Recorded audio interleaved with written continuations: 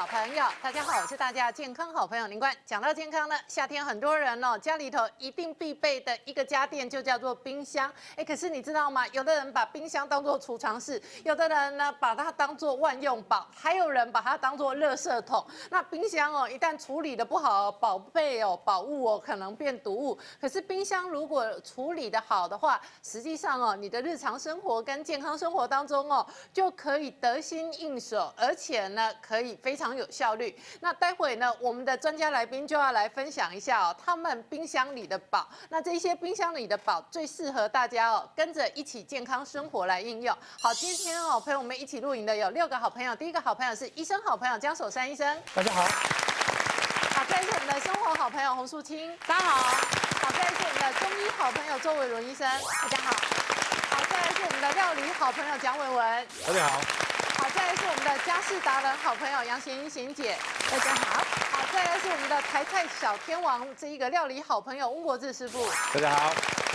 好，我先问一下淑清，最近大家流行抓宝，可是冰箱真的有的时候处理的好里头或者是宝物，那冰箱管理的不好，处理的不好宝物搞不好就会变毒物了。没错，尤其是冰箱使用的习惯很差的情况之下呢，有时候就会罹患所谓的冰箱病。什么叫冰箱病呢？如果有一天你发现你打开冰箱拿东西出来吃了没多久，开始出现以下症状，你有可能就是冰箱病的得主啦。什么是第一种叫做冰箱头痛？冰箱头痛最常出现在什么呢？有些男生夏天一回到家觉得外面很热，然后冲到冰箱就打开喝冰水、吃冰淇淋，都是比大口、比大块的。因为你会发现有些人他的体质在瞬间吃到这些低温的时候，他会发现剧烈头痛。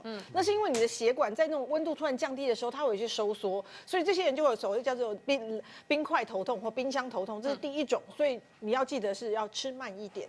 第二款叫做冰箱胃痛，这些人是怎样呢？他是吃了冰箱里面拿出来的东西之后，开始觉得肠胃不舒服，也许胃就隐隐作痛，但是这时候你并没有拉肚子的症状你只是隐约的作痛。这是因为有些人呢，他的肠胃比较敏感，这个时候当很冷的这些冰的东西进到你的肠胃里面，会影响你的消化酵素的作用，然后胃的血管也会因为收缩，胃的血流进不去，所以你会发现有一些类似消化不良或神经性胃炎那种不舒服的感觉，就叫冰箱胃炎。那第三种比较恐怖了，第三种还没有吃冰箱的东西，他打开冰箱想要探头去看看我上面好假啊，没关起来，奇怪呢，后来开始可能发烧不舒服，后来发现甚至得了胃炎肺炎。那什么东西？因为冰箱你不要以为它温度低就不会有细菌，有一些可以在0度C生长的霉菌。如果你冰箱很脏，很久没有清，它可能很脏，这时候你免疫力刚好比较差，一打开刚好吸进去对，所以这个时候就会产生一些肺炎的感染，这个时候就叫做冰箱肺炎。当然是这样，你很衰，并且你的免疫力很差的情况之下，然后如果呢，你第4种就是很扎实，台湾人最常见的叫做冰箱肠胃炎。就是呢，为什么你放冰箱的东西呢，冷的、热的、生的、熟食都混在一起，然后吃之前呢又不先加热充分，就吃了之后呢，这些细菌经过交叉污染之后，就开始影响你的肠胃道，你会上吐啊、下泻啊、拉肚子，就是食物中毒，这些最常见的冰箱肠胃炎。所以要防止这些所谓的冰箱病的发生呢，要注意几件事情。第一件事情就是说，你要注意第一个，不要快快吃，如果是冰水那个等一下或小口吃。第二个呢，放的东西要记得有没有熟食生食，熟的上面，生的下面，不要让它污染了。第三个就要注意冰箱要常清洁，不要探头进去吸一吸，觉得没事，这样可能要小心。所以做好冰箱的管理，冰箱里面就可以抓到宝。如果没有做好冰箱的管理，冰箱里面就会遇到怪兽了。真的，那问一下江医师，冰箱除了这一个储存保鲜的功能之外，一般人在处理应用的时候，分类跟收纳真的很重要。其实冰箱的使用还是有一些原理要讲究的不是所有的蔬果都买回来塞进冰箱里面。当然，冰箱塞太满，大家都知道它冷气没办法流动，没办法冷藏这些食物，冷冻这些食物，有时候会让局部产生腐败的问题，这个大家大概都知道。那其实这样子有2个不好的地方，第一个你当然是浪费冷气嘛，浪费冰箱的电力，你塞越多东西，它需要更多的电力跟压缩机的工作。第二个问题是我们不要忘记，所有的农药在低温之下降解的速度会特别慢。大概如果你放到冷藏库里面，跟外面的台湾外面室内26度到30度的室温这个农药降解差10倍的速度了。所以要么你就要洗得很干净，不然的话你就吃到很多的农药。所以第一个蔬果的部分真的不适合每一样都塞冰箱。那肉类呢？我买肉回来总是要冰了吧？好，那肉类也是一个问题传闻中大家都认为肉摊子的猪肉比较好吃。对。那我们是超市买的那个电材猪肉比较难吃。那有一种解释方法说，是因为肉摊子吃的是黑毛猪，那超市是店宰的是白毛猪。那其实这是不对的。现在大部分养猪场养的都是黑白混种的猪，因为这个猪又抗病强又长得快，很少人养纯白毛猪了。那为什么口感上有差异？最主要是因为猪肉熟成的问题了。哦，因为肉摊子的猪肉，它通常都是在店宰的这个店宰场旁边的小屋子里面去杀的。杀完之后这个温度也没有降下来，那这个可能凌晨3、4点钟杀，然后就顺着那个运这个肉的车，晃荡就来到你的肉摊子，肉摊子吊在那边，请问你它有没有温度控制？当然没有嘛，所以它就摆在室外这种26度到37度中间摆在那边，摆在那边等你去买回家10点11点，你回家之后，其实这个猪肉大致上经过晚上3点到早上的10点11点，这8个钟头的常温甚至高温，它已经熟成完成了。哦，那猪肉熟成，它就把猪肉的所谓的解浆，这时候都完成。那你如果店宰猪肉，因为它没有机会解浆，对，所以它存在一个肌肉僵硬、收缩僵硬的问题。第二个问题是肌肉里面含有的线核苷3磷酸，本身还是维持在3磷酸。那我们知道这个聚合的糖本身没有甜味，线核苷3磷酸本身也没有甜味。可你如果让它解浆完成，它就变成3磷酸变成2磷酸变成单磷酸。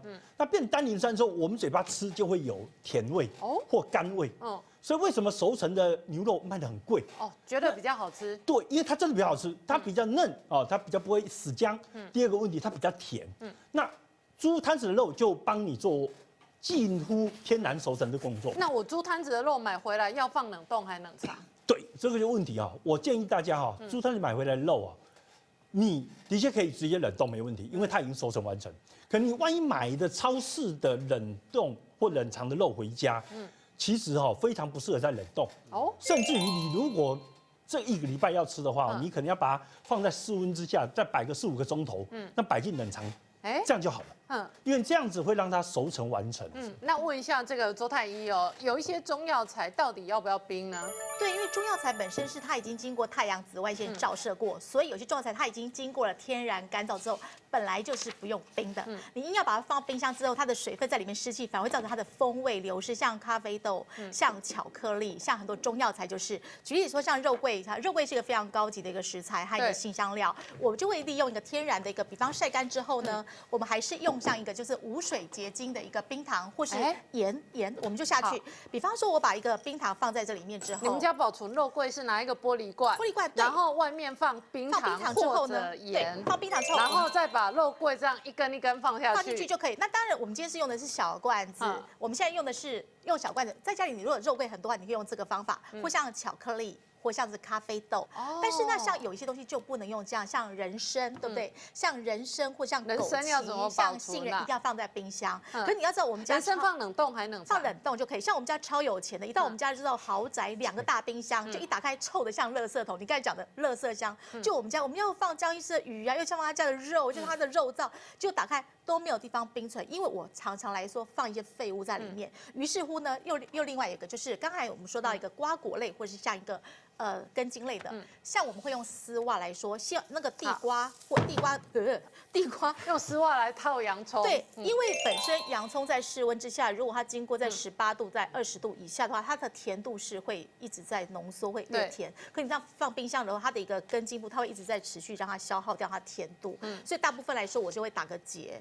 打个结之后呢，再用一个另外再加上一个洋葱，就一个一个串起来，放在就把它挂起来就可以了。是这样，因为有些东西它的风味流失之后，反而它的营养会流失，所以干燥性的方法是不适合放在冰箱的食材，还是不要放在里面的。对，所以根茎类的蔬菜水果，以这个洋葱为例哦，是不需要放冰箱的。但是刚刚这一种肉桂啊，或者有一些药材哦，要放冰箱，为了维持它的干燥哦。是这个冰糖跟盐就是天然的这一个除湿剂、干燥剂哦。那接下来贤英姐姐也要来分享你们家冰箱哦。贤英姐姐的冰箱哦，看得出来整理的相当的整齐呀。对。这个是我的冷藏，这个是我的冷藏是在上面，所以我的冷冻是抽屉式的。我的冷藏所有的食物我都放到我的保鲜盒里面。那这个是剩菜有没有？我就不管有时候会炒多一点的菜，我就会放到保鲜盒里面。像鸡蛋啊、牛奶，那这些就是有像万用酱之类的哈，通通放面，这是我们的便当这样子，这那样摆放。贤英姐姐的冷冻哦，也非常的整齐哇漂亮哦。这我觉得是非人的冰箱吧？而且我跟你讲，很多人的衣柜折的衣服，像我本人的 T 恤都没折这么整齐。对啊，真的，哎，你是每一个，比如说这个是肉类嘛，这是肉类的，好我是先用保鲜盒哈定型，然后先冰起来，然后冻了以后，我再把它放到我的密封袋里面保存哦。像这样方法，这就是一些酱料啊，什么东西都是用这样。那这一个就是简单的保鲜袋嘛，对你看保鲜袋这个就有好几个保鲜袋，对对对然后这个是这个也是牛肉包，像我哦那个牛肉会煮比较多的话嗯，就是牛肉包，就是那个直接退冰煮成牛肉面，那个牛肉包也都是用保鲜盒一个个先定型。哦所以像这样有个好处是，它可以让很清楚对，让我们旁边的先生哈很好拿哦。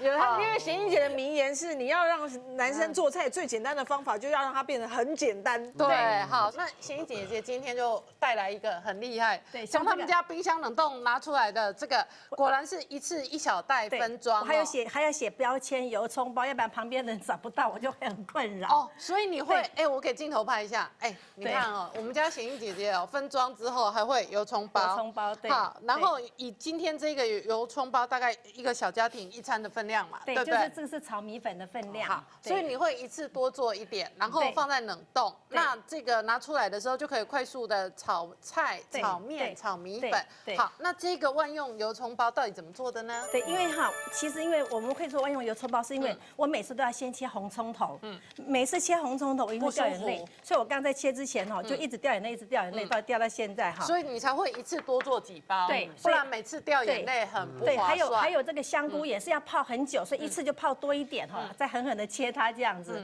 好所以像虾米也是要泡久，因为洗干净以后还是要泡久，会去腥嘛。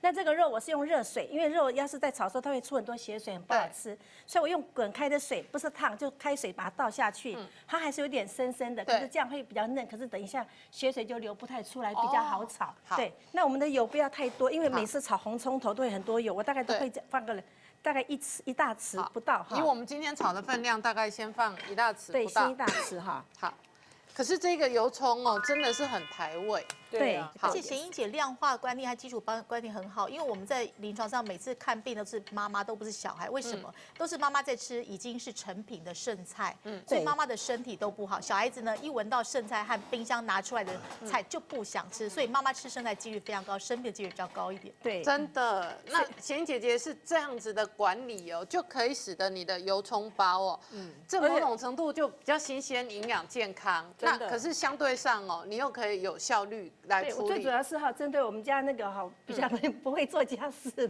就是你只少一样东西而已，真的。就后面贴上使用说明，这就 OK 了。我用口头说。口头说明。那你老公会用这个油葱包做他会比什么料理？方说像那个米粉哈，就是米粉我把它泡了水以后，我跟他说你把米粉放到水里面泡一下，然后油葱包放上去，米粉放上去，加水，好了，盖上盖子，他就过来再加点拌炒一下对，拌炒一下，加点菜，这样就好了。哦面也是，反正面也是。对，反正我们基础上基本上帮他设计都是只要放到锅子里面，好，这样什么都就好了。这是为老公设计的万用油葱包。对，贤英老师要出远门的时候，就先把油葱包挂在她老公脖子上。脖子上不一定还有，不只油葱包，还有牛肉包。好方便哦。我们今天时间的关系哈，我上面炒快一点我们炒香了这个其实要炒香一点。然后，红葱假如说头你觉得油不太够，就再加点油；没有的话也没关系，因为好我就香哦！我喜欢这样这个干炒。红葱头真的好香，这个就很台菜的红葱头香。对，我把红葱头放旁边，让它再晾一下哈，然后再干一点这样，然后再炒香菇哈。香菇对好我通常一般我都会买个半斤的红葱头，然后大概100块钱的香菇，大概100块钱的4两左右的虾米，就是反正分量就大一点，不要那么少。对，好那这时候要是油不够，我们可以再加一点点。好，没有关系因为这个红葱头跟这个香菇都会吸油不。要太多，好一点点。哦，这个真的很台的 feel。对现在闻那个红葱头跟香菇香哦，真的像阿嬷的灶咖锅渣饼。可是每次炒就会觉得很累，对不对哈？对对对所以一次把它炒多一点哈，这个概念我觉得还蛮好。有时候你想要做什么糕之类的，只要把那个米粉那个什么再来米粉。拉，把这个放上去蒸起来。我懂，萝卜糕也可以加这个馅料。啊，对，有一种台式萝卜糕也是加这个馅料。对，有时候买有一根的嘛，对你不是外面会买好的有一根对，然后把这丢下去，有一根丢下去加水，然后加点醋啊什么，就有一根就出来了。对。哦，好，我们再把也是放旁边哈，再把虾米给爆香，好片汤哈，像这样。真的很台菜。这是虾哦，虾米的。好，这是虾皮啊，虾皮，虾皮虾皮不是虾米，虾皮我比较喜欢用虾皮。第一个它比较便宜，而且第二个它的钙质是比较多一点。虾皮真的吗？对，它的钙质含量比较高。虾皮反而比我们常用的那个虾米虾仁，因为虾米多的是肉啊。对哦啊，它是皮，啊，对。那就跟那个虾壳哦，外面有那个虾红素跟那个甲壳素一样嘛。是。不过提醒一下，像贤英老师这样做的话，哈，要小心一点的，买的这个袋子材质啊，要讲究一下，对，不要去买到 PVC 的袋子。对。那甚至于我看到很多家庭主妇为了方便啊，他常常把整个锅子就用它那个保鲜膜给它罩住，对，那就给它直接放到冰箱。那如果你这个锅子里面的汤还没有温度没有降下来，你把它罩住放到冰箱，其实有机会让它腐败的。因为你罩了一个保鲜膜，温度交换就比较不容易。对，所以呢，它可能会长期维持在10度以上，然后到30度中间这个温度。细菌最爱的温度。对，就是细菌最容易长的温度。那另外一个问题就是像这种储存器械啊，如果你就是说从超市买的肉回来，对，请大家务必记得，你要把超市那个肉上面的那个保鲜膜啊，如果你觉得它延展性太好啊，对，那有可能是 PVC 的，你要把它撕掉，换成你家的 PE 的膜。哦，在里面有。所以要用 PE 的袋子。对，因为 PVC 的膜它其实包着猪肉，猪肉上面或牛肉上面的油，它会把塑化剂萃取出来啊，真的哦。对，它会直接污染这个肉啦。可是超市里头的肉真的都是那一种保鲜膜，对呀。很糟糕的是，因为 PVC 膜的粘附性比较好，而且它比较平价。对。那 PE 膜粘附性比较差，有时候你粘上去它又会脱落，对，所以很多人喜欢用 PVC 的膜。哎，那这样说是不是我们从超市买回来，比如说绞肉啊，对，要分装，我们把它打开放我们自己的 PE 膜比较好？对。好，我们贤英姐姐果然炒香了哦，这个虾米啊，肉丝也下去，加一点点胡椒粉，好，调一点味，不要调的刚刚好，不要调太多哈，因为我们未来会什么样子的那个要什么菜，我们还可以再加调味料。我懂了，你现在放，待会儿放炒米粉也很炒米粉，对，放油饭就是炒油饭，放炒面就是炒面。我会加一点糖，帮我拿一点点糖。好，会加一点糖。我们这个时候加一点点的，对，所以你看整个闻到也闻到虾米，也闻到胡椒的味道，对不对哈？对。我加一点糖，不要太多，它只是像取代味精的那个功能而已。好，然后我还要再呛一点酱油。对，呛一点酱油。哎，真今天阿嬷锅渣味。对，像这样子的话，整个你看它，我们这其实一个小小碗，还不到一个吃饭的碗，可它炒起来那个量就那么多，我们不可能一餐吃得完嘛，对不对？所以像这样把整个酱油这样炒开了以后，整个味道都好了，有没有哈？对，我就关火，好，然后就等它凉。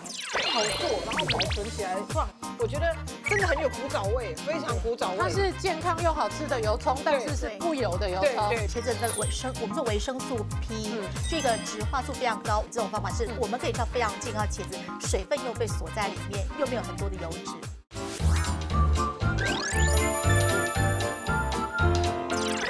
可以分装至少，比方2包之类，我们家大概3包，对。好，那这个万用油葱包做好之后，贤英姐姐要分享，这个季节很推荐大家吃茄子。然后你们家的水蒸煮茄子哦，也可以加这个万用油葱包来吃。好，让它有点热度，稍等一下。我们稍微热一下这个茄子哈，茄子人家有的师傅说要把它用炸的才会很漂亮的颜色。可我还有一个方法哈，就是你一定要把你的锅子弄到很热。对，我们现在锅子还没那么热。弄到很热以后哈，你再去把它那个茄子放到锅子里面，然后再加一点水去焖煮它一下，它的颜色会变得很漂亮。好，所以我们先那我通常在炒茄子的时候，我没有先切，我都是一边热锅子哈，热锅子的时候才切，不然茄子氧化的对，会氧化的很快。那随便我今天切比较大块一点哈。哦，就是用滚水去烫这个茄子。对。通常师傅都是说用油炸会比较漂亮。对，像这样的方法。对，我的锅子热了吗？好，热了，好。OK， 好，我先把它放旁边去。好，我这个时候先把茄子哈，这样子，先铺上茄子。对，好。先要把它铺平嘛。对，铺平，不要把它不要把它重叠太多。我就喜欢把它的那个皮的部分有没有？接触到那一个干锅的锅面。哎，对，不要放水，不要放油，像这样摆。哎，什么都不放啊？都先不要放哈。好，先摆。火再小一点，不要那么大。好，一点点哈。一边切有没有？一边切一边放，这样子会变成漂亮紫色。对，它要维持茄子的这个鲜紫色跟漂亮，因为茄子很容易哦，一料理没料好就变黑。尽量把它好。那热水，来，再来放一点热水，这里放点热水。哦，对 ，OK， 好。以今天这样的水蒸煮茄子哦，你要放的热水也不需要非常多不要嘛。它们这样子，哎，好，然后把它盖起来，盖起来，好。盖着它大概1分钟，先不要好奇看它是长怎么样，因为它还没有变，它还没有变很漂亮之前，对你看它会很生气，会变很老这样哦子，会很难看，所以好，大概1分钟就够了。对可是你只有放水，你没有放任何的没有放油，什么都没有没。有放油啊。对，你看有没有很漂亮的颜色？漂亮。哎，还是紫色的对，还耶。是紫色的哈。它好，然后这个时候我再没有它把紫色更明显了。很漂亮哈，所对啊以一定要这样子，不能偷看它哈哦。在它还没有化好妆之前，不能偷看完全它不用用油。我就会跟我先生说，大概放个半包左好，右，半包左右。哎，它的半油葱酱真的很台，很好吃。包好放半包，感觉很像人家市售那个送油饭上面会放的对对，就是油饭上面的一个。送油你看饭那个。你看男生就这么简单，他哈把茄子放下去，盖上盖子，油葱酥放下去，酱油淋上去，有没有哈？对假如说一点点的一点点酱油酱油哈，然后把它我们稍搅拌一下微翻炒，你看我们油也不用再放，有没有哇这样哈很简单？这样子，然后再撒一点葱花，好，然后我们就说你好棒哦，哦，你炒的菜所以你老太好吃公就会做这种对，茄子像这样子，你看男生都会做，这就是我们讲的今天是一直。对她老公喊话的对，意思，好棒哦。希望她老这个女人公会做要。学嘛，对，好棒哦，就像小孩一样，教小孩一样你不。觉得很棒吗？所以真的说这个男生会这么做这道菜，你不觉得该鼓励？对，姜伟文也都这样教他们家小狗跟小猫。每次他小妈去猫马桶的时候，他就说你好棒哦。要称赞他。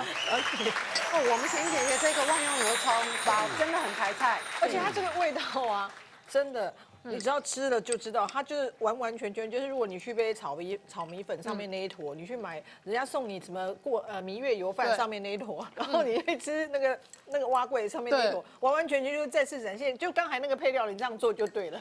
而且好处是什么？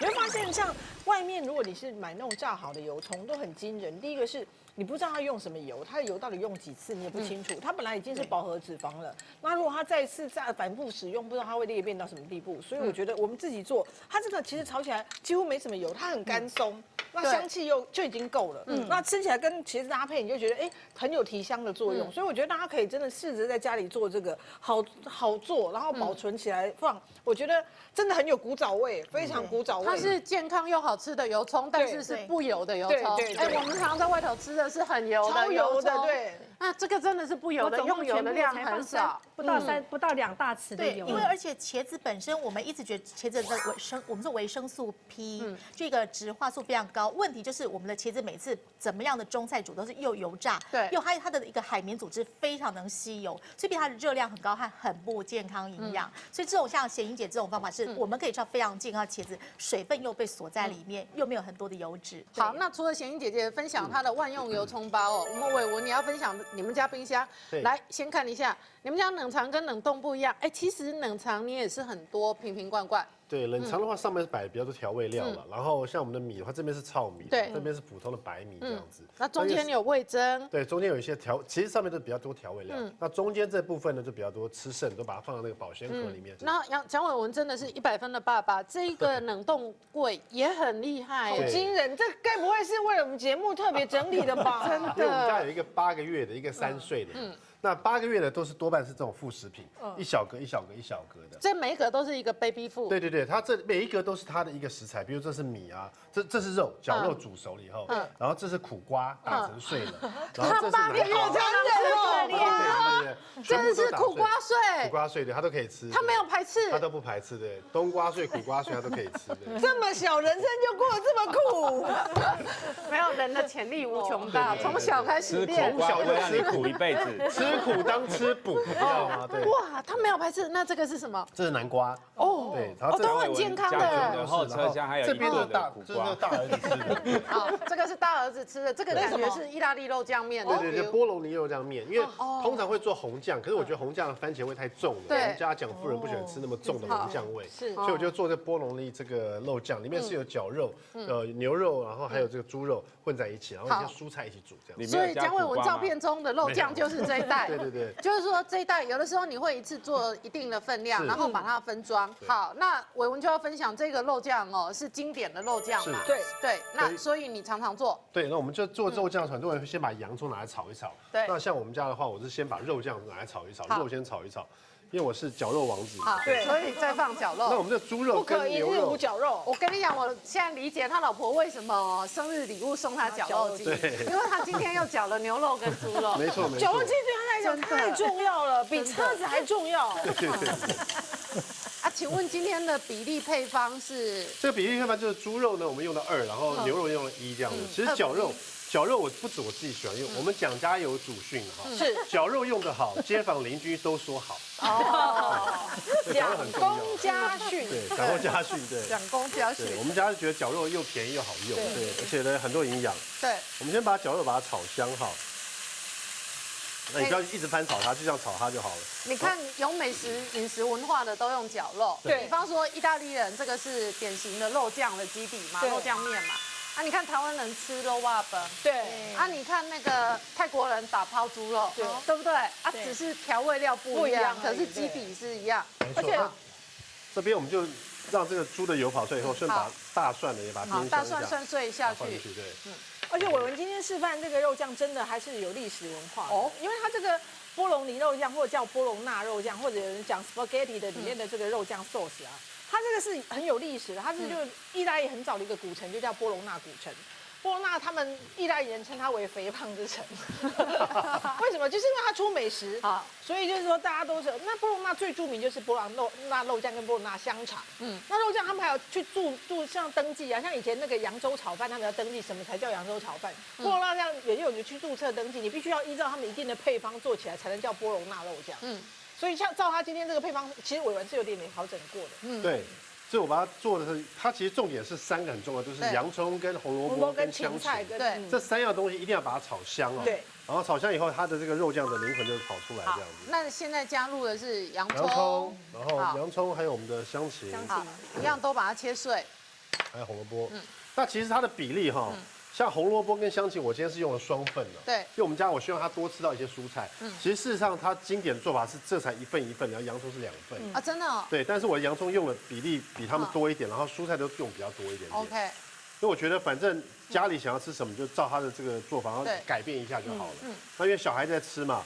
所以我希望多加一点小孩喜欢吃的一些蔬菜，让这个菜更甜一点点。对，因为洋葱哦，在融合入这个肉酱当中，也会甜味跑出来。对。而且我觉得小朋友吃这样的肉酱哦，它都碎碎的。小朋友你还是担心他咀嚼这个还没有那么好之前哦，这个有的时候没有细嚼慢咽。那肉酱在这里其实好处就是这样。然后这时候呢，我们要加一点这个番茄膏。好，这个浓缩番茄膏是它带的酸味哈。大概是1大匙的这个风味这样子。哎，我觉得这种番茄膏还是意大利的，还是风味有差。有，它因为它带了很重的酸气。对。如果你用新鲜的番茄，你是没有这个酸的，没有这个浓度味道的，对。所以到后来大家都会加番茄酱，那就不健康了。对。一般这麻辣酱做起来之后，也把它是属于后发酵的，好让它静置一段时间之后，它的这个香味层次会更明显。哦，看起来就好吃哦。很多人都觉得无肉不欢，没有，如果你酱够好，菜就够好吃。原来明天就一定要做这一道菜了，真的。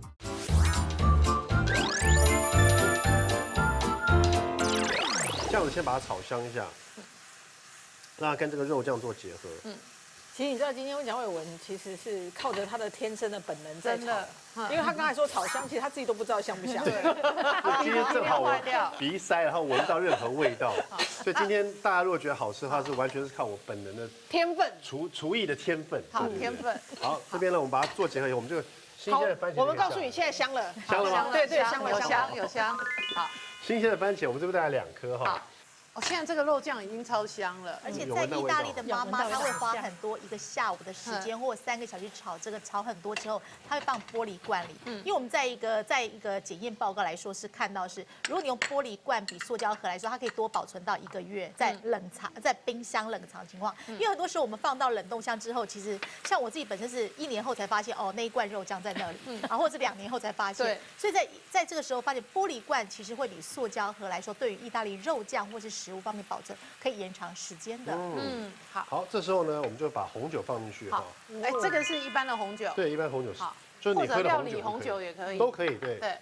哎，现在其实很香哎，有一点甜味哈。好，我们这边再加里一些鸡高汤放进去哈。再放一点鸡高汤。对。哦，这样差不多。好。那这样子炒香之后，最后是要再熬煮的吗？对，这边我们再放2个蕨桂叶放进去，好。这样子呢，就像这样子一直熬煮它哈，我们就让它开盖，先把它煮滚，对煮滚以后就把它关上盖，然后把它火关小，这样煮1个小时。哦，让这个肉的味道，还有这个红萝卜啊、洋葱啊，还有香芹的味道全部都煮出来，然后跟番茄做一个非常美味的结合。好。好，伟文刚刚讲到哦，这个肉酱熬好了之后，你会分装，然后一次取出来哦，炒意大利面，或者刚刚讲哦，烤马铃薯啊，甚至有的时候这个做面包、做披萨都可以做一个不错的红酱的基底嘛。那你今天要分享一个快速上意大利面的做法。那我们今天用这个蝴蝶面，好，蝴蝶面很简单，我们这个解冻了以后，而且它解冻，因为你是用你把它摆得很平嘛，它解冻的非常快哈。解冻完以后呢，而且不用再额外加油了，不用因为你本来在熬的时候就有点油了。对，而且它油会一直出来哈，所以你不需要加。最后你要撒点 cheese 也会有油哈。好，你再把你喜欢的一些这个蔬菜放进。我们今天用这个蘑菇。所以自己做好这个酱包，就等于是快速调理包。对，没错。那其他的是你要加新鲜的这个食材，比方说现在有拌上的是这个蘑菇，那你要加蔬菜也可以嘛，没错没错。像如果说你很讲究的话，你蘑菇你可以用蒜头哦，跟油先把它炒过或煎过，让它香气更浓郁。好，但其实我们这个酱就很不错了，所以不需要加那么多东西。哎，你还加秋葵，让这个酱汁会比较浓稠一点，对不对？哦，好聪明哦。再来一点点这个。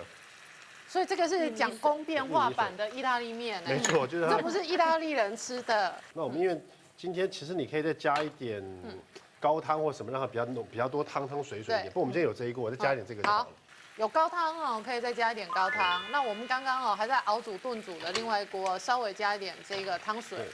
因为我今天的蔬菜加太多了。对，不会，我现在完全理解你这一盘肉酱，如果炒这样的蔬菜也会好吃。对啊，因为它蔬菜甜味会跑进去。对。好，那这都很快的熟，我们现在其实就已经可以上菜了哈。好，那我们要做的时候，我们先让这个蝴蝶面呢，我们先放一点在里面，先把它拌一拌。哦。对，先拌一下子。先拌一下，然后最后再把它铺底。对，没错，最后再把它铺在上面，让它比较美观一点。我们现在只是让它有一点味道，有点鸡底的味道，像把它拌一拌，不要说都没有味道。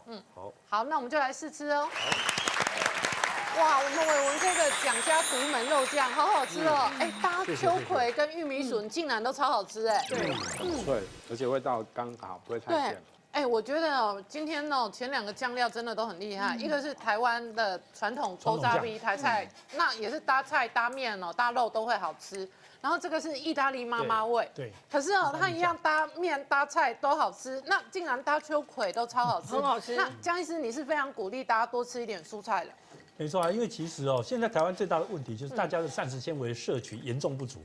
那这个也是跟台湾近年被人家认为是跟台湾近年来我们的大肠癌一直飙高有关。所以这个多吃蔬菜是一个绝对不变的准则。不过大家提醒大家是这样的，像它这样子的酱料分装的扁扁的包哈，其实大部分情况是不需要退冰的啦。你不要浪费时间去退冰啊。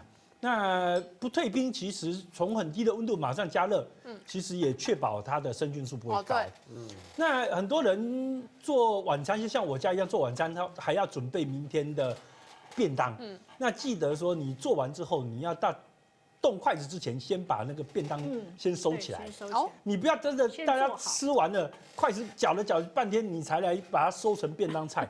那这个便当菜的败坏的机会会比较高一点。那接下来哦，我们要分享的是温师傅的冰箱。是的。首先也是瓶瓶罐罐的酱料，就是冰箱人嘛哈。酱料真的，我觉得一般人都会有。那就是说提醒大家，酱料保存期限也要特别顾啦。没错，因为其实哈酱料本身哈，很多人有很多的坏习惯，比如他弄酱料的时候，他不拿干净的东西弄，他甚至于自己的筷子就去拉。对。那这样其实酱料会坏掉，你就不要怪别人。对。那不是节目跟你讲的错，而是你自己的习惯太不好了。而且开封的酱料通常1-2个月就要吃完了，开封你就不要再看了。本来那个保存期限搞不好2年，那可是开封之后就不是2年了。对啊，尤其是你如果买刚才那个我们蒋公他们用的是番茄罐头，我买一看，哎呦这可以放2年啊，开了以后还2年，没有你那番茄酱哦，老实说你开了之后2-3个月就坏掉了。一定要吃。对，好，那这个温师傅也是有酱料，然后再来温师傅也是有保鲜包、扁扁包。哎，我发现了，我现在完全理解为什么大家都要压扁。对，压扁真的容易解冻比较均匀，对，然后它冻可能也会冻得比较快。对啊，退冰也快，退冰也快。可是你那扁扁包，你这个不是应该是冷藏室吗？对，这冷藏。冷藏室扁扁包里面是什么？我们今天要示范这个麻辣酱。哦，所以这是你们家的基底麻辣酱。所以它不是在冷冻库，它是在冷藏室。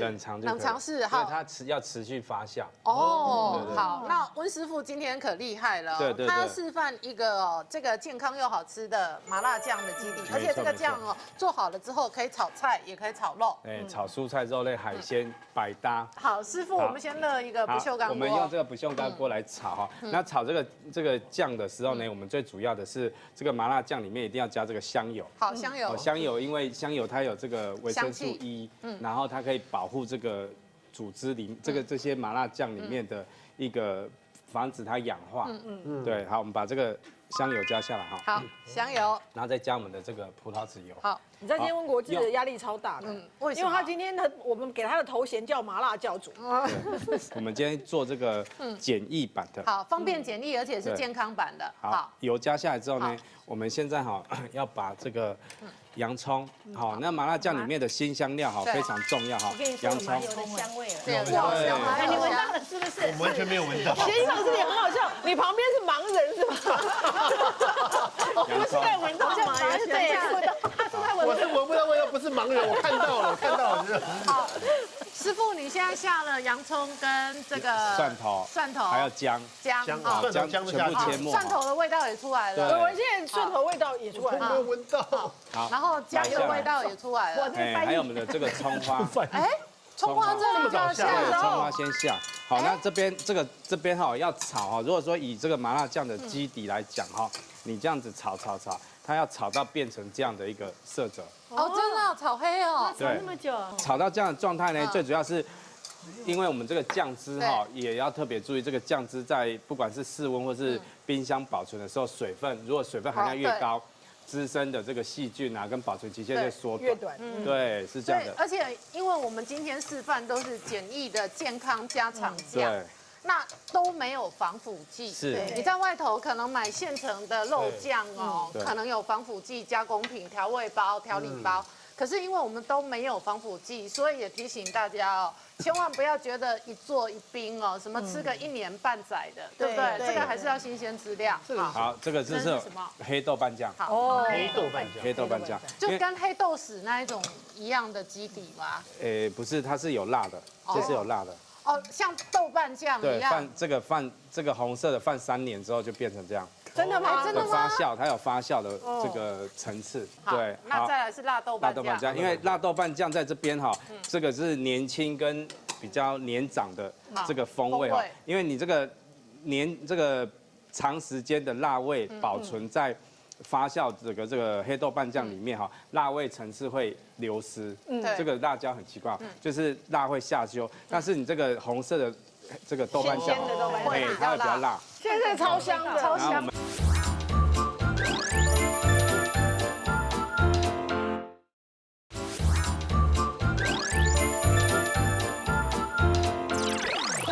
我们现在加了这个冰糖，冰糖，因为冰糖在这边最主要是一个这个甜味的部分还有我们的这个酒酿，酒酿在这边一定要加因为我们的麻辣酱里面酒酿它有一个比较温润的，然后增加甜味香气。而且你会发现它麻辣酱里面很占大部分的主体，就是刚才的豆瓣，从黑豆瓣酱跟一般新鲜的豆瓣酱，这样子，现在超香，超香的。讲一回我形容给你听一下，辣的香，这个就是。豆瓣酱融合了些微的那种焦糖味的味道，然后有点偶尔还会有一点点，你知道那个洋葱的那种感觉的味道，大概就是这个样子。好痛苦啊！我辣味还没出来，辣味还要再等一下。辣味有出来，我们的摄影师刚打喷嚏了。这个是很强的辣椒酱，有。还没加辣椒酱，我们现在融化了之后然后我们把这个中药粉加下。好，那个倪官姐刚刚我有吃一下对，这个加了辣椒粉还有中药粉，好，现在我们已经熄火了对，然后把它拌匀，把它搅拌均匀。这时候再吃的那个风味又不一样。那这个一般这个麻辣酱做起来之后，也把它是属于后发酵的，好，让它静置一段时间之后，它的这个香味层次会更明显。厉害。所以在家里保存就是放冷藏，等它冷之后放冷藏。对，好，那这边呢，那我们师傅现在要用这个超强的这个健康麻辣酱哦，来炒我们的空心菜跟猪肉。对，我们的梅花肉哈，梅花肉这边我们加一大匙的这个酱油哈，好，还有酒，好，这个只要稍微一点点腌制它嘛。对，腌一下，好，腌一下，最主要让它入味哈。好了之后呢，我们加一大匙的蛋液哈。好，好，蛋液加下，蛋液先跟我们的肉哈拌匀，蛋液加下来之后呢，我们跟我们的这个玉米粉，好，玉米粉，再拌一点点的玉米粉。对，把它做一个腌制的动作。好，这个是梅花肉片嘛，它已经有一点油花嘛。是。好，然后呢，锅中加入一大匙的油。我们用这个锅子来讲哈，因为我们这个待会要做连续性的，炒完青菜之后再炒这个肉哈，就不洗锅。那如果说用这个休闲锅也是可以好。那我们这个蔬菜加下这个空心菜水油炒法，这样的炒法不用加任何的水哈。好，好，然后我们加一点盐下来调味。哦，好香哦。对。到现在我摄影棚都还是这个酱料的酱香。盐加下来之后，我们盖上锅盖。那以通常这样子的做法，大概要多久的时间它会熟成？焖大概1分钟左右就可以了。好，时间很快速。而且温师傅，我觉得你这个辣酱的重点真的是后面那个黑豆豉，然后再加上后面那个中药粉。对。那很想问你，你到底是用5种、8种还是13种的中药包呢？我们这个是像那个大茴、小茴，还有我们的桂枝、月桂叶，还有我们的桂皮，好，这个基础的都要，然后还有加这个丁香，好，然后那个肉豆蔻，肉豆蔻，好，还有当归，好，这是8种，对，加点当归。好，我们的这个空心菜哦，这样子也熟了。因为没有加水的话，哈，它的这个熟成时间好就会快，炒的比较快哈。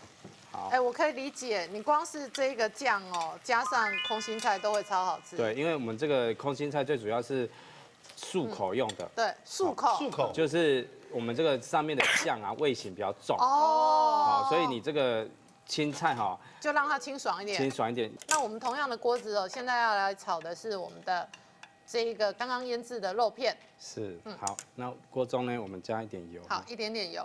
所以这一类的万用的健康的麻辣酱，可以炒菜，可以炒肉，那师傅也可以炒面、炒拌饭都可以。对。哦，这个拿来拌面应该很赞。对啊，做那种细细的燃面那种这样子。干拌面。干拌面。燃面，干的燃，辣的那个。这个我觉得好的酱料就可以提升干拌面的灵魂。我们在吃那种名店的干拌面，都是它的酱厉害。对。好，师傅，我们今天的肉片比较厚哦，大概稍微炒到8分熟，要先取出来哦。是，这样子完全这个熟成之后呢，我们把它取出。好，我们先把它取出来哦。好，那师傅接着下来哦，还要再爆香。对，我们锅中加一点点的油。好，爆香，那我们就要来炒。这油就不用太多了。我们的料跟我们的酱是，蒜片。好，蒜片把它爆香、炒香。好，再来是姜片。还有葱段，好，再来是这个葱，然后一点辣椒片去籽哈，这是配色的。好，然后把新香料煸香。好，我们把新香料煸香，那待会就拌着刚刚的这个健康麻辣酱哦来炒。这边这个麻辣酱，因为这个麻辣酱有咸味哈，所以我们加多2大匙左右就可以。而且我们就不用额外再加盐巴。对，好。哦，这麻辣酱真的很香。那这个麻辣酱如果拿来做麻辣锅底可以吗？可以，煮汤哈，非常方便。这个就是麻辣锅底的酱汁。哦，然后有高汤就可以有麻辣锅了嘛。对。所以它比较费工的，就是要把那个洋葱炒到像你刚才放在这个焦红色。它的储存时间会比较久。好，加一点酒。好香哦！它现在酱烧肉超香的。然后一大匙的酱油。哦，这个麻辣酱是不是用出来那个5香那个综合香料？哦，今晚照看我告胖，他好无助啊！就是不要再加那个加水了，对，我们直接把它拌炒熟成。哦，好香哦！好痛苦哦！我觉得超下饭的。煎熬哦，这一集。好，那师傅，我们现在这个稍微拌炒之后的这个肉片哦。对，那炒熟之后，我们就可以放入我们刚刚已经事先先水煮好的这一个空心菜上面了。对，哦，看起来就好好吃哦，好诱人哦，好诱人哦！晚餐时间看到这里哦，应该真的觉得你一定要跟着学做一次。然后明天就一定要做这一道菜的，真的。那我们来试吃哦。哇，我们温师傅这一个健康版的麻辣酱好厉害，好香，好好吃，而且这个青菜比肉更好吃。对哦，所以这个酱真的是学起来菜跟肉跟这个麻辣锅汤都可以用。都可以用。我这真的一酱多用。你看它做在汤里面就是麻辣汤底，它用在这个拌蔬菜，因为我们刚才煮整个蔬菜沾这个酱汁就非常好吃，甚至比肉还好吃。很多人都觉得无肉不欢，没有，如果你酱够好，菜就够好吃。我们江医师也赞不绝口。其实这个猪肉很罕见的是炒肉里面不会炒太干、炒过分熟的。因为大部分的厨师犯这个错误，就是炒完你注意看那个肉心咬的部分都变白了。温师傅这个肉心咬下去里面都还是粉红色的。对，所以这个火候掌握的非常的 perfect。真的说我们江医师真的是对你是真谢谢江爱，医师，真爱。每次你炒的酱他都吃待会光光，那个赞不酱带一绝口。笔给江医师啊。没有，只有那个答应我有一题，明天早上我醒过来打开先闻一下 ，Oh my god！明天早上我就有你们现场的感觉。我要讲它不会很辣，因为我现在不太敢吃辣的，我可以接受，很温顺，很温顺，对对对，我觉得可以接受的，对。好，那最后江医师也给观众朋友一个健康小叮咛。大家记得这个我们的冰箱啊，是那么重要的一个家具大家还要记得要保养它了。尤其是你常常开光跟人的冰箱在冷冻室里面都结束霜来了，一旦有霜，它本身的冷冻效率就降下来，所以你甚至有必要几个月你要把这个霜整个清掉一遍，那把冰箱整个擦拭一遍。那冰箱最容易藏污纳垢的大概有剩下2个地方，一个就是门边那个塑胶边，细胶边，对，那个塑胶边本身常常甚至都长霉了，黑掉了。对，那你甚至真要刷子刷一刷。那第二个最容易不及格的地方就是我们的制冰室啊。像冰箱有太多放自己做完冰块掉下来的。对。那我看到很多人就拿那个勺子去弄那个冰块。勺完之后，那冰块之后呢，又把勺子丢进去，那个饼接触过手之后，接触冰块，那个冰块就长满了生菌。所以为什么外面餐厅常常有人夏天卫生局检查不及格，就是因为那个放冰块的地方真的不能放那个勺子。千万要记得这一点。那这制冰室也一样，一定时间之后你要清理一下，不然的话菌落数太高，夏天容易吃东西吃了拉肚子。好，谢谢江医师的叮咛，也谢谢我们今天这么多好朋友的分享。我们今天分享的健康冰箱宝的这一个做法，也都会po在脸书上面，提供给观众朋友分享跟下载。那健康好生活，我们下次同一时间准时再见喽，拜拜，谢谢。